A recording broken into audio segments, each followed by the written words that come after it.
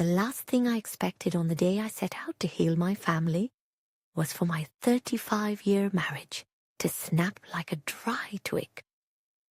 I was just reaching to serve steaming short ribs, that familiar scent of hope and home, when the doorbell rang, slicing through the moment like a blade.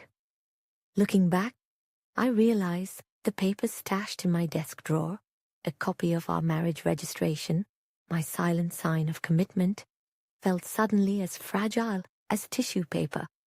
In that instant, everything I'd spent decades piecing together began to collapse with a sound so faint it seemed only I could hear it.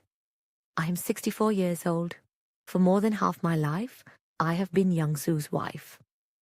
We met at university, married, at his family's insistence, moved to a tidy little house just a stone's throw from my mother-in-law, Jung-hee.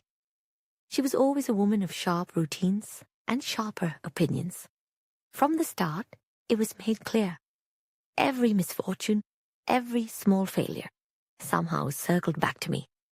If the kimchi soured too soon, or rainy weather left the laundry damp, I felt her gaze settle, heavy, final, as if blaming me alone for the way the world spun. My husband, quiet and measured, never argued with his mother. When conflict arose, he didn't fight. He simply stepped aside, and I learned quickly that the empty ground had to be covered by me.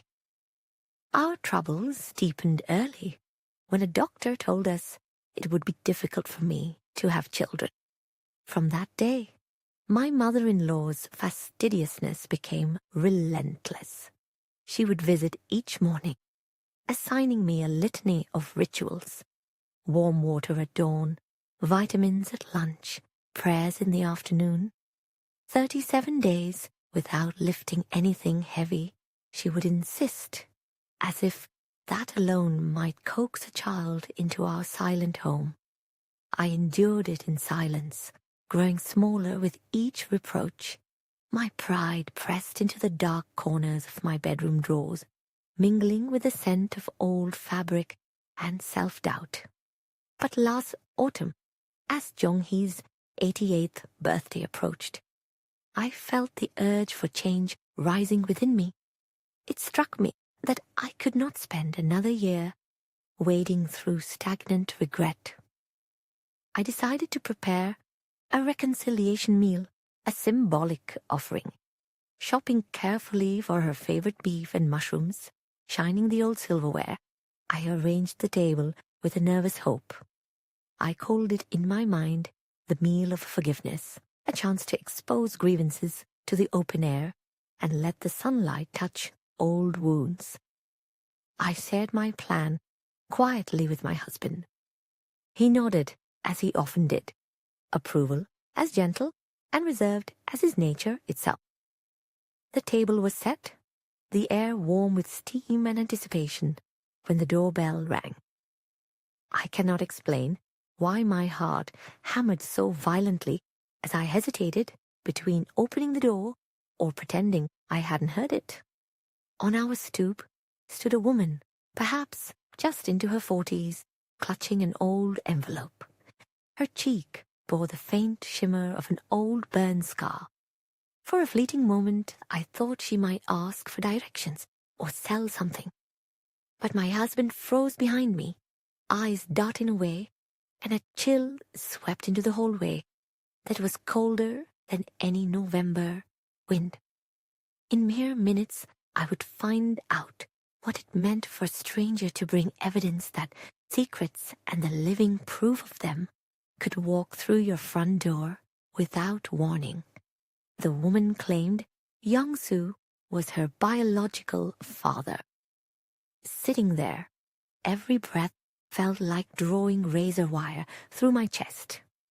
Jung-hee's eyes grew hard, judging, dissecting. My world shrank to the ache in my ribs, the tension pressing on my heart. I wondered if the meal, my earnest olive branch, had simply summoned the truth everyone else had conspired so long to hide. That night, for the first time in decades, I sat at my desk with a blank sheet of paper and my hand trembling over the words late life divorce. Even thinking the words felt like wringing everything I had built, squeezing my memories until nothing but bitter broth was left behind. My husband sat in the living room, rubbing his hands together, the sound gritty and relentless. I spent hours weighing that one word, divorce. Would writing it end my suffering, or merely unlock new kinds of loneliness? The next days passed in a haze. I found myself stopping mid-task, bracing against the wall, unsure how to breathe.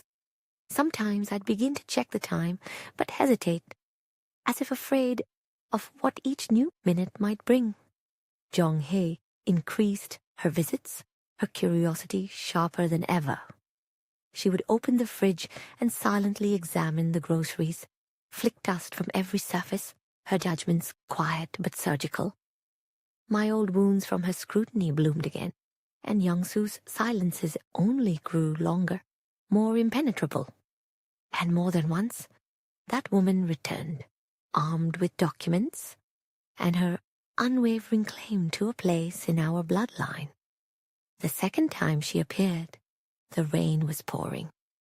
Water collected in dark crescents under her shoes, marking the living room floor. I counted the droplets sliding from her umbrella, feeling as though time itself was sliding sideways. Someone, anyone, needed to put down the truth, but none of us dared. Each time I opened the kitchen cabinet, I imagined whispers rising with the sound of the hinges, as though the house itself was urging me to discover what lay buried beneath years of half-told stories and silence. If the story had paused there, maybe I could have chosen more easily. But Jong-hee's behavior unsettled me. I noticed her fingering an old battered photograph she kept inside her purse.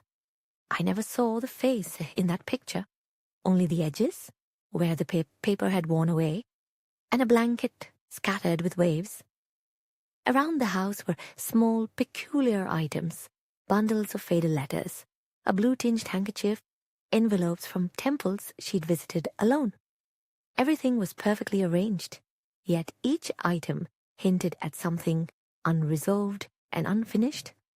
My thoughts circled endlessly around my husband's failings, his solitude, and all the words that made excuses for old mistakes. But I couldn't help but sense that the force pulling us apart was knottier and older than a single man's error.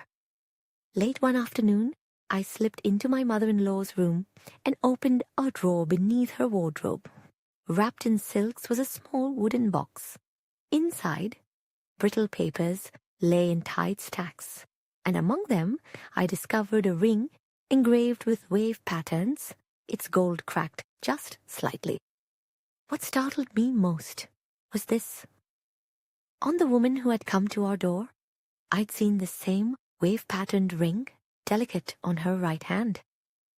From that moment, I slept fitfully, visions of the ocean rolling beneath my eyelids, salt and sorrow in the air. I remembered stories Jong-hee once told me, her youth in Busan, hurricane days, a fall on a winding slope, a secret as old as the war. At last, a shadow in the shape of a possibility began to rise. When I accompanied my husband to a routine health check, an unexpected clue crashed through all my assumptions. As I reviewed his chart, it struck me, Young-soo is type AB. But much earlier, when the woman had tried to prove her claim, I'd glimpsed her records. She was type O. In a moment, forgotten high school biology rushed back. From AB and AB, you cannot get O. It was never possible. That night, I couldn't rest. It was as if I'd finally found the corner to an old and stubborn puzzle. The next day, I returned to Jong-hee's room, digging beneath the box and fine cloth until I found a faded, water-stained document. It was from a Busan maternity clinic in the early 1970s, recording the birth of a child to an unmarried woman. Bracing myself, I read Jong-hee's full name.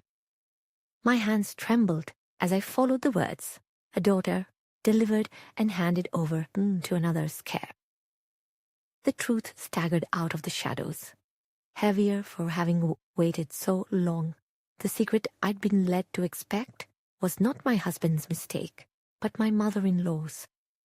All these years, her fierce control, her demand for perfection, her refusal to let go.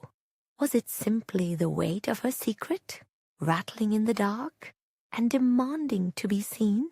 The clean family line, the proud tradition, the boundaries she drew around me, they all concealed a single, unspoken absence that could no longer remain hidden.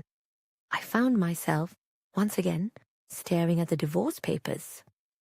With the truth laid bare, was I now bound to forgive or compelled to leave? I looked to Young-soo, relief settling softly in my chest that he was not the cause of this chaos. Yet, with that peace came the memory of every slight loneliness I'd swallowed over the years. The cost of being peripheral, never quite belonging, never quite enough. The pain of understanding combined with the ache of old wounds, leaving me lopsided, hesitant at the threshold of a new decision. The next morning I set a simple meal, bean sprout soup, a steamed egg, a small dish of kimchi. I laid out the documents and the ring before Jong-hee, inviting her, my husband, and the woman, her lost daughter, into the kitchen. There was no grand confrontation, no shouting or accusation, only a moment suspended in air when the truth lingered between us, heavier as rain-swollen clouds, but no longer hidden. Each of us sat with our private burdens, but something in the house had shifted.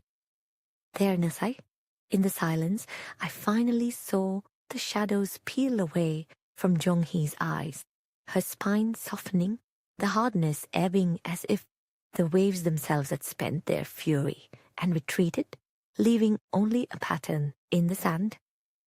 We did not resolve everything in a day. Healing old wounds takes more ambition than a single meal can supply. The relationships between Jong-hee and her newly discovered daughter remained tense, tentative, yet the air was different.